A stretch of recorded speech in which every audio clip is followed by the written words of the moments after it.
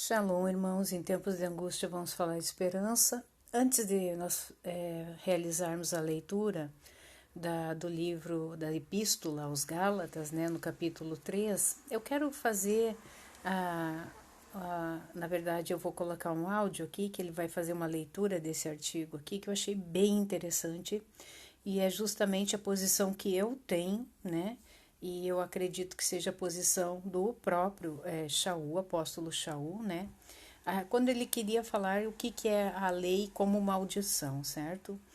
Então, eu vou deixar o link deste site aqui, deste artigo, aí na descrição do vídeo, certo?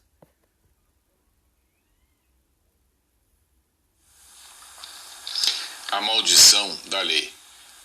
Em Gálatas, capítulo 3, versículos 10 a 13, frequentemente é uma das passagens da Bíblia mais usada de maneira incorreta. Em ambos os escritos e pregações, estudiosos e pastores igualmente recorrem a esta passagem para apoiar uma suposição equivocada de que Paulo via a lei de Deus como uma maldição, mas como ele poderia vê-la como uma maldição, se declarou em Romanos, capítulo 7, versículo 12, que a lei de Deus era santa. De fato, Paulo fala da maldição da lei, citado em Gálatas, capítulo 3, versículo 13, que significa uma maldição decretada pela lei, mas ele não se refere à própria lei como uma maldição. O que Paulo realmente diz é o seguinte: Cristo nos resgatou da maldição da lei, fazendo-se ele próprio maldição em nosso lugar, porque está escrito: maldito todo aquele que for pendurado em madeira, citado no versículo 13.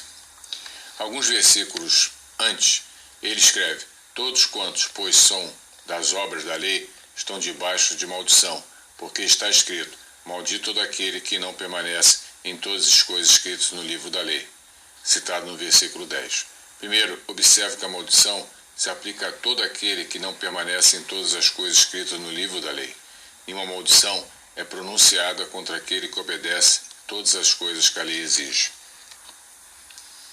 Claro, Jesus Cristo foi o único que obedeceu toda a lei corretamente, sem transgredir nada dela. O restante, toda a humanidade, pecou. Então, o que é a maldição da lei? E de que forma Cristo recebeu essa maldição por nós?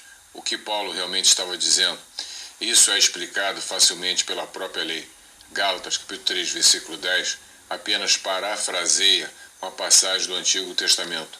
Maldito quem não puser em prática as palavras desta lei.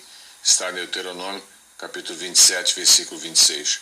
Está claro que a maldição não é a lei, mas a pena imposta por não cumpri-la. Gálatas, capítulo 3, versículo 13, também é uma citação resumida de uma passagem do Antigo Testamento que explica exatamente o que é amaldiçoado e o motivo. Se um homem culpado de um crime que merece a morte for morto e pendurado num madeiro, não deixe o corpo no madeiro durante a noite.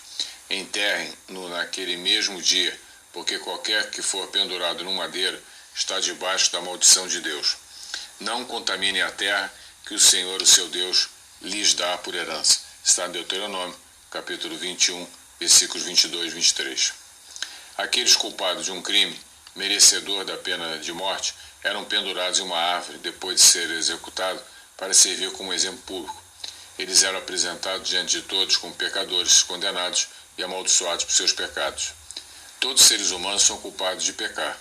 Portanto, todos nós merecemos ser expostos como pecadores condenados e amaldiçoados.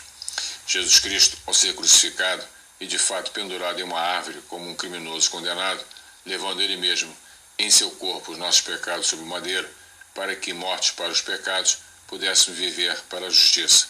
Está em 1 Pedro, capítulo 2, versículo 24. Ele carregou toda a maldição, toda a vergonha pública e a pena de morte, que todos nós merecemos. Isso foi o que Paulo queria dizer em Gálatas, capítulo 3, versículo 13, quando escreveu: Cristo nos resgatou da maldição da lei, fazendo-se ele próprio maldição em nosso lugar.